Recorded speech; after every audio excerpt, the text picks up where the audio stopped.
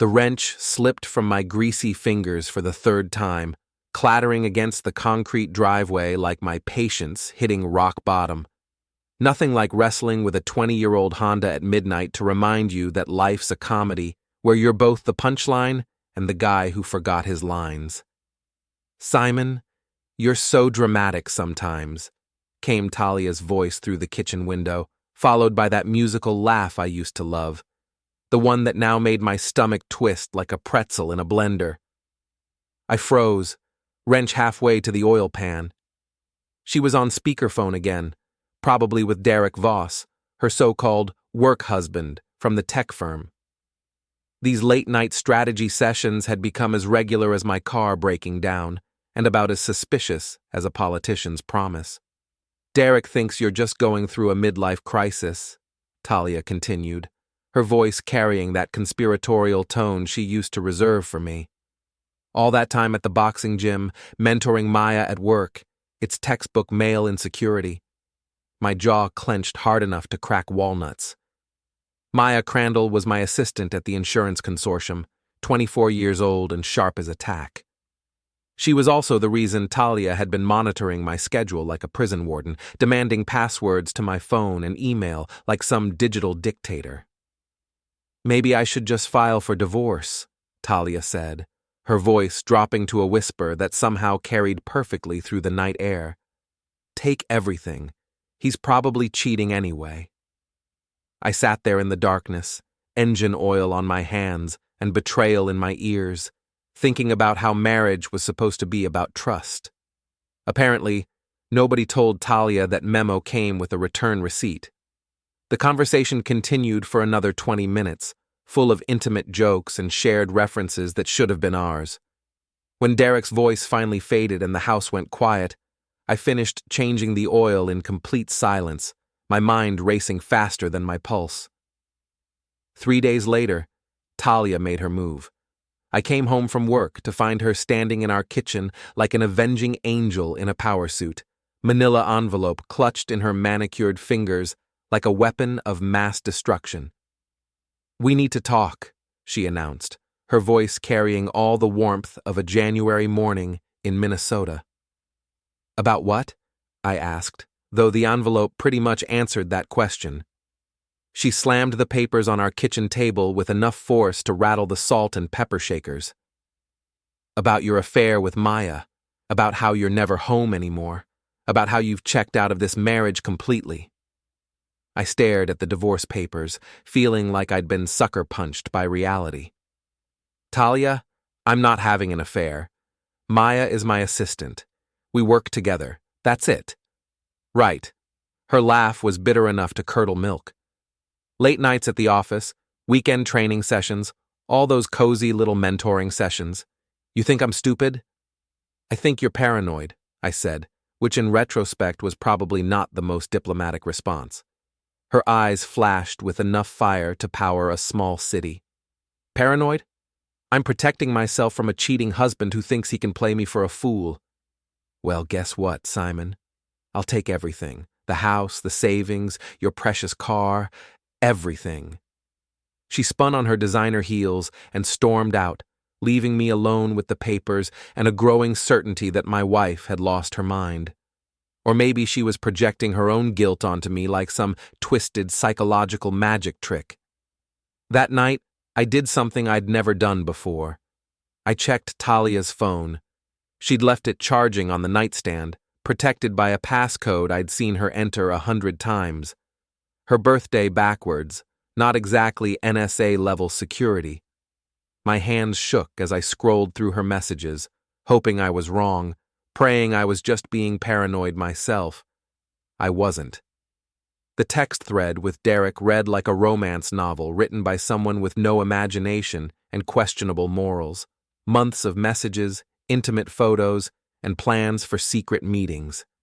The most recent exchange made me freeze. Derek. "Room 237 at the Riverside Motel. Can't wait to see you." Talia. "Simon's working late again. Perfect timing." Derek. "When are you going to leave him?" Talia. "Soon. Just need to make sure I get everything in the divorce." I set the phone down with trembling hands, feeling like the ground had shifted beneath my feet. My wife of 7 years was not only cheating on me, but planning to destroy me financially while doing it. And she had the audacity to accuse me of infidelity. If she wanted a villain, I decided she was about to get one. The next evening, I told Talia I was working late at the office. Instead, I drove to the Riverside Motel, a seedy establishment that rented rooms by the hour and asked no questions.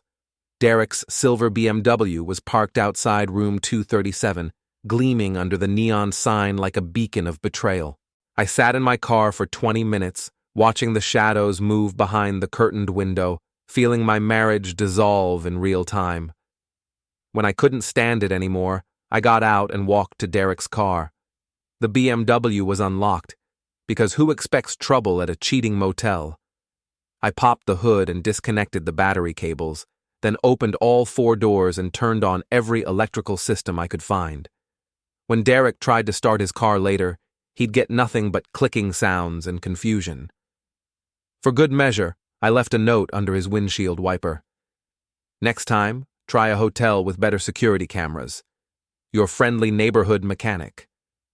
I drove home feeling oddly satisfied, like I'd finally taken some control back from the chaos my life had become. But as I pulled into my driveway, I realized the real war hadn't even started yet. The first shot across the bow came at 7 a.m. the next morning, delivered with all the subtlety of a freight train through a flower shop. "What the hell did you do to Derek's car?" Talia screamed, storming into our bedroom like a hurricane in high heels. I looked up from my coffee and newspaper, putting on my best confused husband expression. "I have no idea what you're talking about. Who's Derek?" The lie rolled off my tongue smooth as butter, mainly because I'd been practicing it since 3 a.m. when sleep decided to take a permanent vacation from my life. "Don't play dumb with me, Simon. Derek Voss from my company. Someone vandalized his car last night at the Riverside Motel." "That's terrible," I said, taking a sip of coffee. "What was he doing at a motel? Doesn't he live in Millfield?" Talia's face went through more color changes than a mood ring in a microwave. "He was meeting a client. At a hourly motel? Must be some client." She opened her mouth to respond, then seemed to realize she was walking into a trap. Instead, she grabbed her purse and headed for the door. "We're not done talking about this." "Looking forward to it," I called after her, though we both knew that conversation would never happen.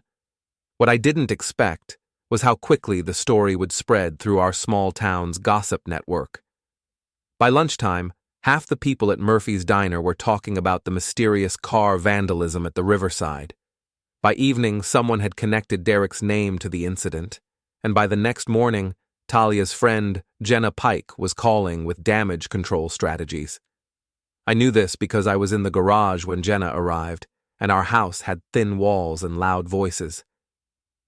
"You need to get ahead of this story," Jenna was saying. She was Talia's best friend and the legal counsel at the tech firm, which made her both dangerous and well-informed. "People are starting to talk." "About what? Derek's car getting vandalized?" "About Derek being at a motel, about you two working so closely together, about Simon's suspicious behavior lately." I crept closer to the kitchen door, tools in hand in case I needed to look busy. "What do you mean, Simon's suspicious behavior?" Talia asked. "Come on, Tal. The late nights, the boxing gym obsession, all that time with his young assistant. Everyone can see he's having a midlife crisis, maybe even an affair." My grip tightened on the wrench I was holding. Jenna Pike had always rubbed me the wrong way, with her sharp suits and sharper tongue. Now she was actively trying to destroy my reputation while helping my wife cover up her own affair. "You think Simon vandalized Derek's car?" Talia's voice carried a note of uncertainty. "I think Simon knows something, and he's acting out. The question is, how much does he know, and what's he planning to do about it?" That was an excellent question. I was still figuring out the answer myself. The next few days passed in a blur of awkward conversations and suspicious glances. Talia started coming home later, claiming extra projects at work. Derek began parking his replacement rental car in different locations around town like he was worried about further vandalism. And Jenna Pike started showing up at our house more often, always with legal advice and strategic suggestions. Meanwhile, I was conducting my own investigation. Maya Crandall had worked for me for 2 years, and she was the best assistant I'd ever had. She was also observant, discreet, and completely unaware that she'd become the center of my wife's paranoid fantasies. Mrs. Fowler called again, Maya told me on Thursday afternoon, her voice carefully neutral. She wanted to know if you were really working late last Tuesday. What did you tell her? The truth. That you left at 5:30 like always. Maya paused, then added, Mr. Fowler, is everything okay at home? She's called 6 times this week. I looked at Maya's concerned face and realized how unfair this whole situation was to her. She was 24 years old, fresh out of college, trying to build a career in risk assessment. The last thing she needed was to get caught in the crossfire of my disintegrating marriage. Everything's fine, I lied. Talia's just stressed about some work projects. Maya nodded, but I could see she didn't believe me. Smart girl. That evening, I decided to have a conversation with Coach Carmine at the boxing gym. Don Carmine was 63 years old, built like a refrigerator, and had been running Carmine's boxing club since before I was born. He was also one of the few people in town who gave advice worth taking. You look like someone stole your lunch money, Coach said as I wrapped my hands for a workout. Worse, someone stole my wife. Coach raised an eyebrow. You want to talk about it or you want to hit something? Both. For the next hour, I told Coach the whole story while beating the hell out of a heavy bag. The affair, the divorce papers, the motel incident, Jenna's manipulation campaign, everything. So, what's your plan? Coach asked when I finished. I don't have one. I'm making it up as I go. That's not a plan, Simon. That's a recipe for disaster. Coach handed me a towel and a bottle of water.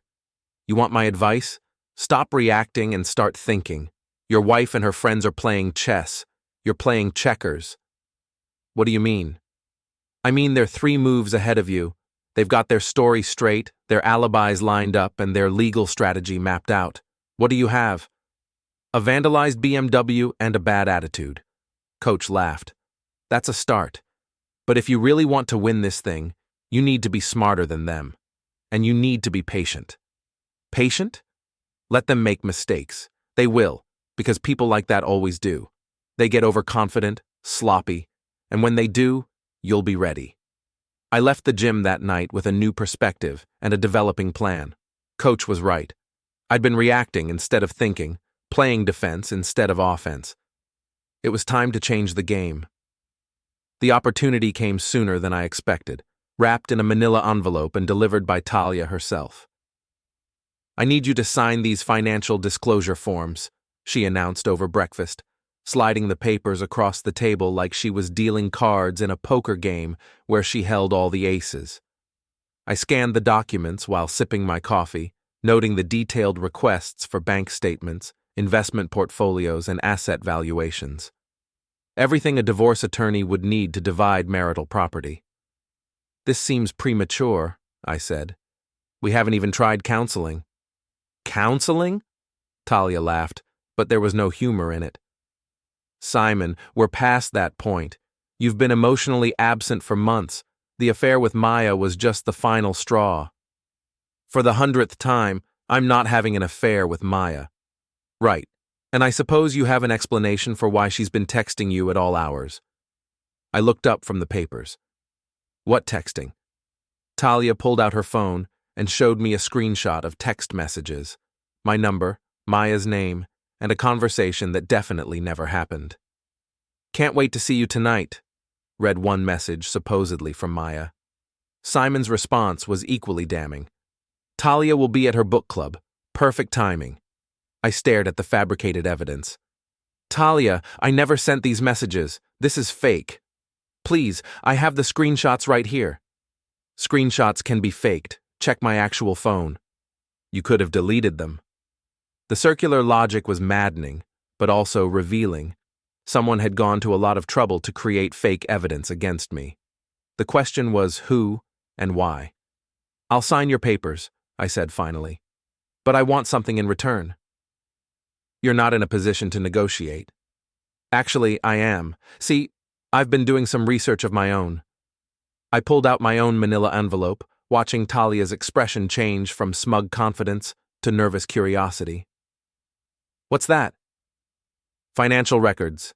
Specifically, vendor payment authorizations from your company. Interesting pattern here. A lot of payments going to a consulting firm called Voss Strategic Solutions." Talia's face went pale. "I don't know what you're talking about." "Really?" "Because according to the State Business Registry, Voss Strategic Solutions was registered 6 months ago by one Derek Voss. Same Derek Voss who works in your procurement department.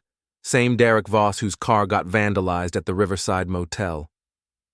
I spread the documents on the table like a royal flush. Bank records, business filings, email chains, all perfectly legal to obtain, all devastating in their implications. "This looks like a classic kickback scheme," I continued.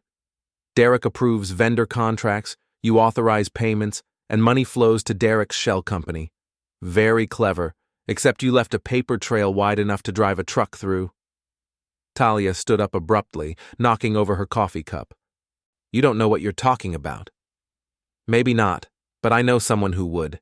The State Insurance Commission takes fraud very seriously, especially when it involves vendor relationships. So does your company's board of directors." "You wouldn't dare." "Try me." We stared at each other across the kitchen table, the divorce papers forgotten between us. This was the moment when our marriage officially ended, replaced by something colder and more calculating. "What do you want?" Talia asked finally. "I want you to stop lying about Maya. I want you to stop trying to destroy my reputation. And I want you to think very carefully about how you proceed with this divorce." "And if I don't?" "Then I make some phone calls, and you and Derek spend the next few years explaining your business relationship to federal investigators." It was a bluff, mostly. I wasn't sure the vendor payments actually constituted fraud. They might have been legitimate consulting fees. But the optics were terrible, and in a small town like ours, optics were everything. Talia gathered up her papers and headed for the door. "This isn't over, Simon." "No," I agreed. "It's not." But I'd bought myself some breathing room, and more importantly, I'd learned something valuable. Talia and Derek weren't just having an affair. They were running some kind of financial scheme through her company. That gave me leverage, and leverage was what I needed most. The next few days passed quietly, but I could feel the tension building like pressure in a boiler. Talia was making phone calls behind closed doors. Derek's rental car started showing up in our neighborhood, always parked just far enough away to maintain plausible deniability. And Jenna Pike was visiting more frequently, usually carrying legal briefs and wearing the expression of someone planning a military campaign. I used the time to do more research. Maya helped, though she didn't know it. As my assistant, she had access to insurance industry databases and financial records that painted a clearer picture of Derek's consulting business.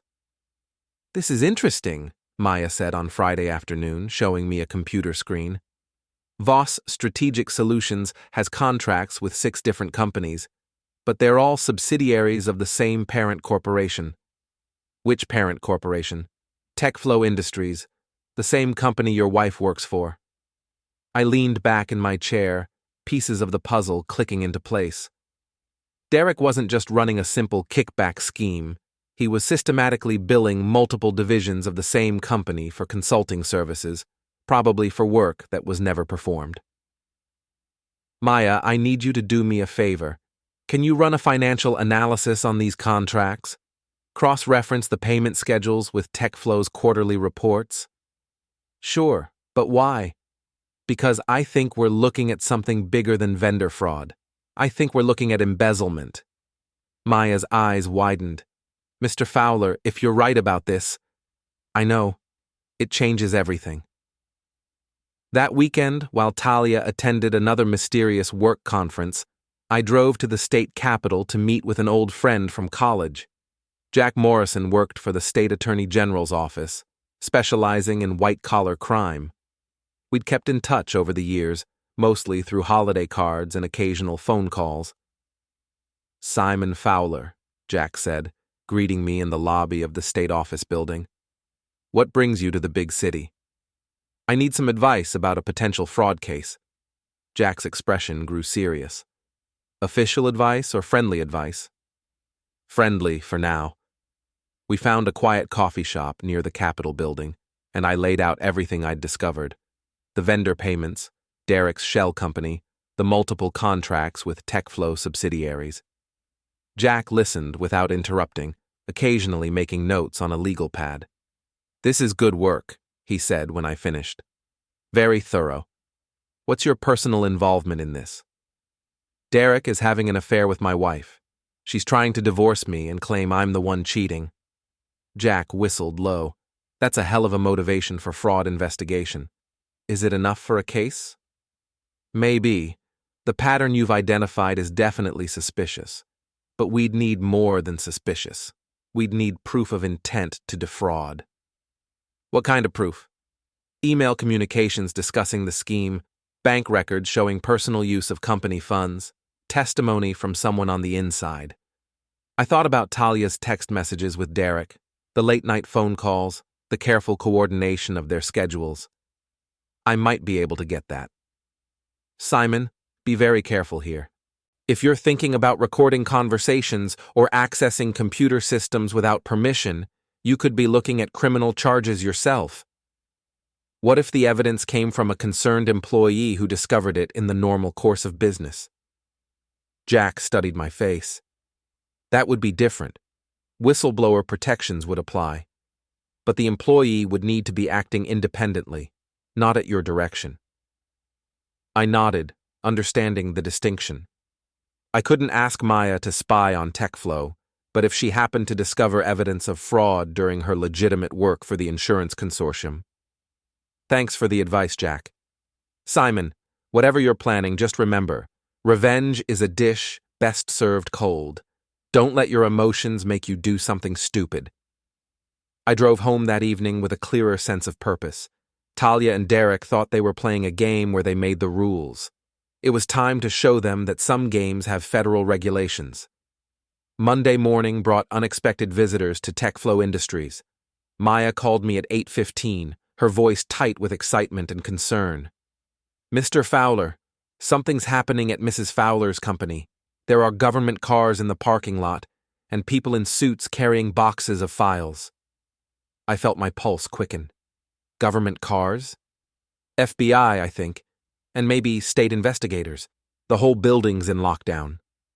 I thanked Maya and hung up, trying to process this development.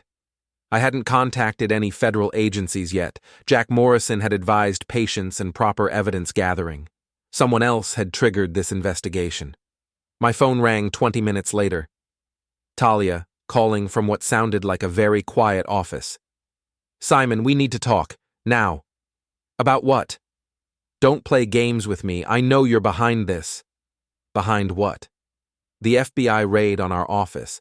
They're seizing financial records and computer files. Derek's been arrested." I sat down heavily, genuinely shocked. "Arrested for what?" "Embezzlement, wire fraud, conspiracy. They have a whole list." Talia's voice cracked slightly. "Simon, they're asking questions about me too. About my role in vendor approvals." "Talia, I didn't call the FBI." "Then who did?" That was an excellent question. Someone had been conducting their own investigation, parallel to mine, and they'd moved faster than I expected. "I'm coming home," Talia said. "We need to figure this out." She arrived an hour later, looking more shaken than I'd ever seen her. Gone was the confident executive who'd slammed divorce papers on our table. In her place was a frightened woman who was finally understanding the consequences of her choices. "Tell me everything you know," she demanded, pacing around our living room like a caged animal. "I know Derek was running a consulting company that billed your corporation for services. I know you two have been having an affair. and I know you've been trying to frame me for cheating to cover your own tracks. That's not... I wasn't trying to frame you. Really? Then explain the fake text messages. Talia stopped pacing. What fake text messages? The ones you showed me last week. The conversation between me and Maya that never happened. Those weren't fake, Simon. Jenna showed them to me. She said she got them from Maya's phone. A cold realization settled in my stomach. Jenna Pike showed you those messages? Yes. She's been helping me document your affair. Talia, I'm not having an affair. I never sent those messages. If Jenna showed them to you, then Jenna created them. We stared at each other as the implications sank in. Jenna Pike, Talia's best friend and trusted legal advisor, had been manipulating both of us. Why would Jenna lie? Talia asked, but her voice lacked conviction. I don't know, but I'm going to find out. The answer came sooner than expected. That afternoon, while Talia was meeting with her emergency legal counsel, Maya called with more information about the FBI investigation. Mr. Fowler, I've been monitoring news reports about the TechFlow raid. The investigation apparently started 6 months ago, based on a tip from an anonymous whistleblower. Anonymous?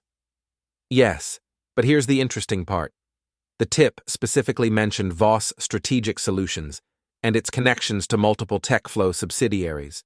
Someone knew exactly what to look for. I thought about the timeline.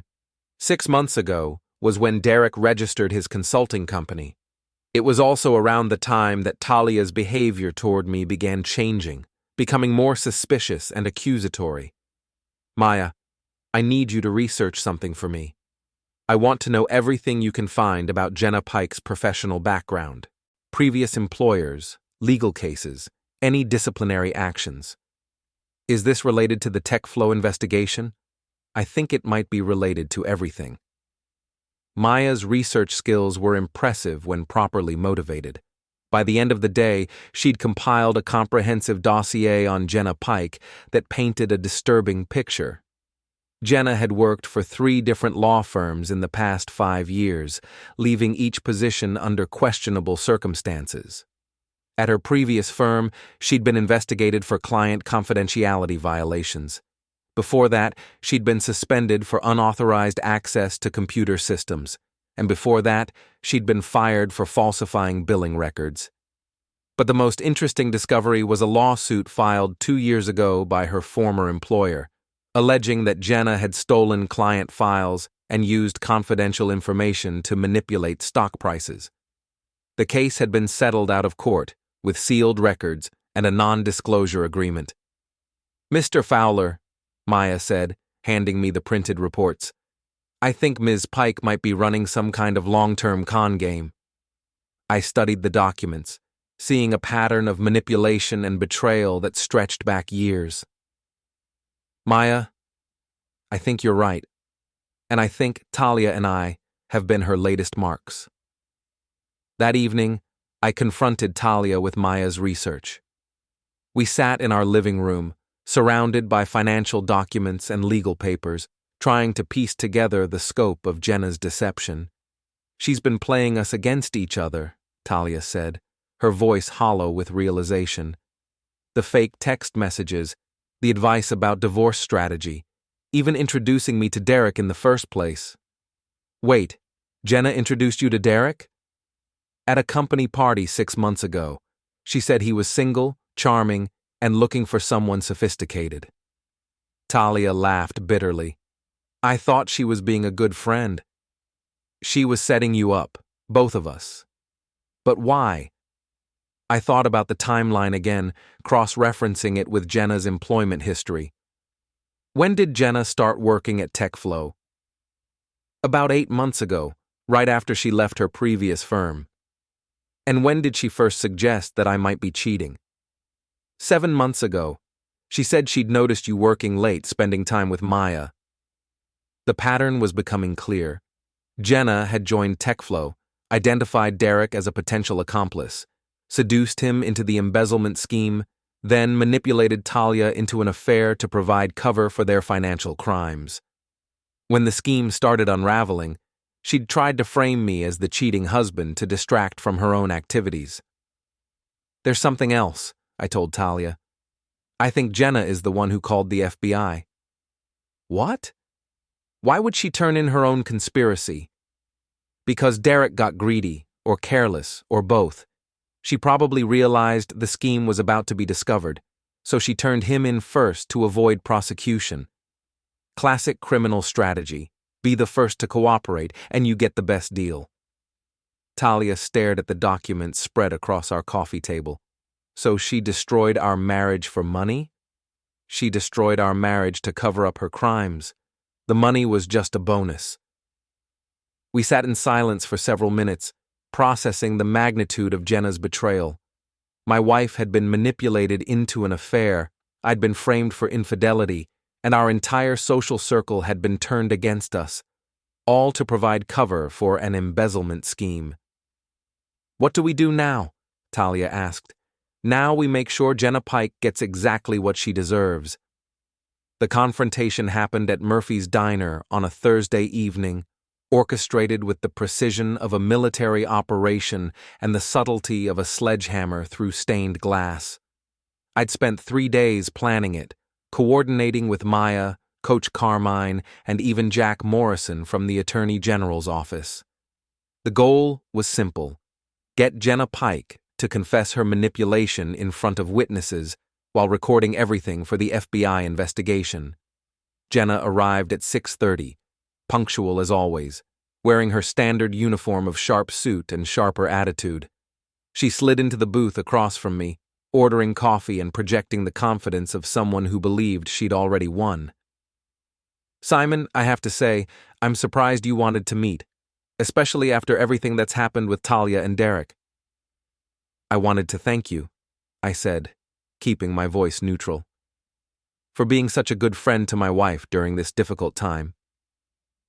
Jenna's smile was perfectly calibrated, sympathetic but not overly emotional, professional but not cold. "Talia's lucky to have support right now. The affair must be devastating for her." "Which affair?" "Your affair with Maya, obviously." "Right. The affair that never happened." Jenna's smile flickered slightly. "Simon, denial isn't healthy. I've seen the text messages." "You mean the ones you created?" "I don't know what you're talking about."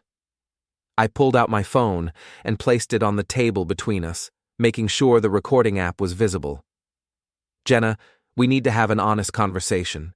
About Derek, about the embezzlement scheme, about your role in destroying my marriage." "I think you're having some kind of breakdown, Simon. Maybe you should talk to a therapist. Maybe I should talk to the FBI." That got her attention. Jenna's perfectly composed expression cracked slightly, revealing something colder underneath. "What exactly do you think you know?" "I know you orchestrated the entire TechFlow embezzlement scheme. I know you manipulated Talia into an affair with Derek to provide cover for your financial crimes.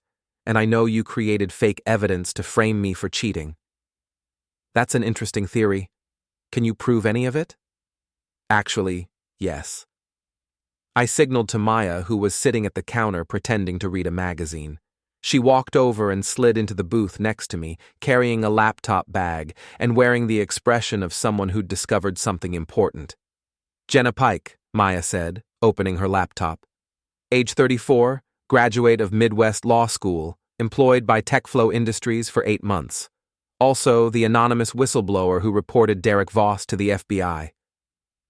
Jenna's composure slipped another notch.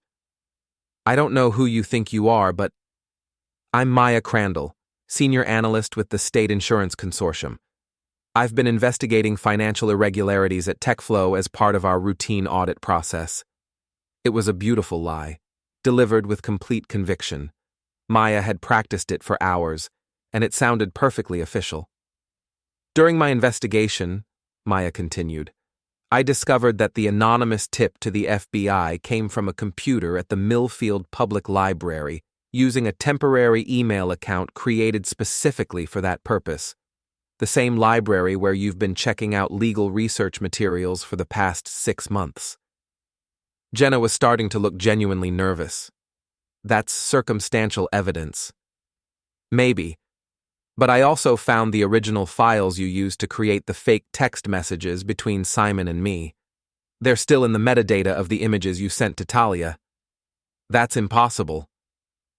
Maya turned her laptop screen toward Jenna, showing a detailed forensic analysis of the fabricated messages. Digital forensics is a wonderful thing.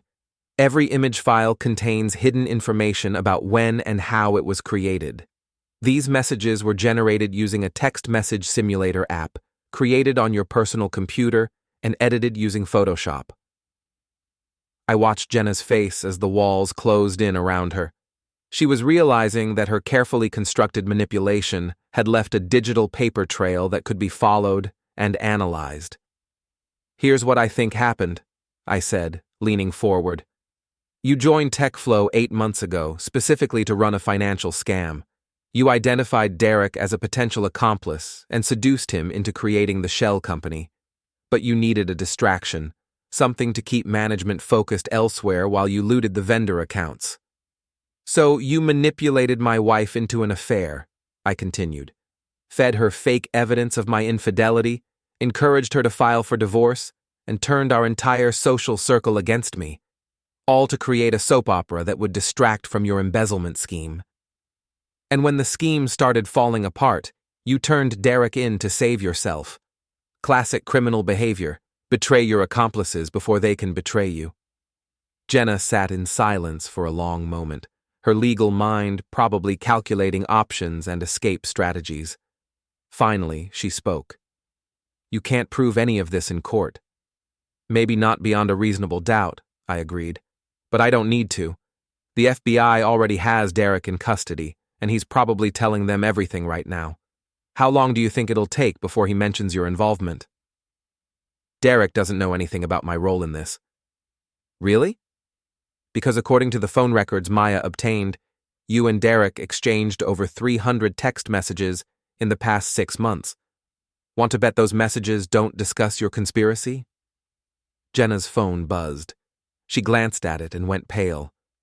"That's probably Derek's lawyer," I said, "calling to let you know that his client is cooperating with federal investigators in exchange for a reduced sentence." It wasn't Derek's lawyer. It was actually Coach Carmine, sending a prearranged text to create psychological pressure. But Jenna didn't know that. "What do you want?" she asked finally. "I want you to confess. To the FBI, to Talia, to everyone you've manipulated and betrayed. I want you to take responsibility for what you've done." "And if I don't?" "Then you go down with Derek, and you face the full weight of federal fraud charges. Wire fraud, conspiracy, embezzlement. That's probably 20 years in federal prison." Jenna stared at the laptop screen, at the evidence of her digital manipulation, at the recording app on my phone.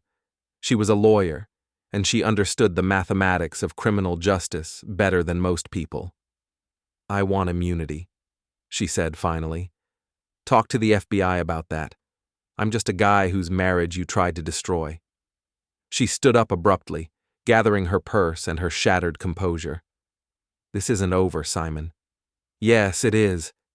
Jenna Pike walked out of Murphy's Diner and into the arms of 2 FBI agents who'd been waiting in the parking lot, courtesy of Jack Morrison and a federal warrant based on Maya's insurance investigation. I watched through the window as they read her rights and placed her in the back of an unmarked sedan, feeling a satisfaction that was both complete and slightly anticlimactic. "Is it really over?" Maya asked. "The criminal part is. The personal part." I shrugged. "That's going to take longer to sort out." Talia was waiting at home when I returned, sitting at our kitchen table with a bottle of wine and 2 glasses. She looked older than she had a week ago, worn down by the weight of betrayal and manipulation. "I heard about Jenna's arrest," she said, pouring wine into both glasses. "News travels fast in a small town. Simon, I need to apologize for everything. The affair, the divorce papers, believing Jenna's lies about you and Maya." I sat down across from her, accepting the wine but not drinking it. "Apologies are a start, but they don't fix what's broken." I know. I'm not asking for forgiveness. I'm asking for a chance to rebuild what we had. What we had was built on trust. That's gone now. Talia nodded, tears starting to form in her eyes. So what happens now? Now we figure out if there's anything left worth saving. We talked until midnight, sorting through the wreckage of our marriage and our lives. The conversation was painful, honest, and necessary. By the end of it, we'd agreed to try counseling, to work on rebuilding trust, and to take things one day at a time. It wasn't a happy ending exactly, but it was a real ending, based on truth instead of manipulation, honesty instead of lies. 3 months later, Derek Voss was sentenced to 5 years in federal prison for embezzlement and wire fraud. Jenna Pike received 3 years as part of her cooperation agreement, though she was also facing civil lawsuits from TechFlow and several other former clients. Talia and I were still in counseling, still working through the damage that had been done to our relationship. Some days were better than others. Some days felt like progress. Some days felt like we were just going through the motions. But we were doing it together, without manipulation or lies or hidden agendas. And that, I thought, was worth fighting for. Maya got a promotion to senior analyst, along with a commendation from the State Insurance Commission for her work on the TechFlow investigation. She was also dating one of Coach Carmine's boxing students, a development that made me unreasonably happy. As for me, I learned that revenge is a complicated thing. Sometimes the best revenge is simply the truth, told at the right time to the right people. Sometimes it's patience, waiting for your enemies to destroy themselves with their own greed and arrogance. And sometimes, the best revenge is refusing to become the villain that other people want you to be.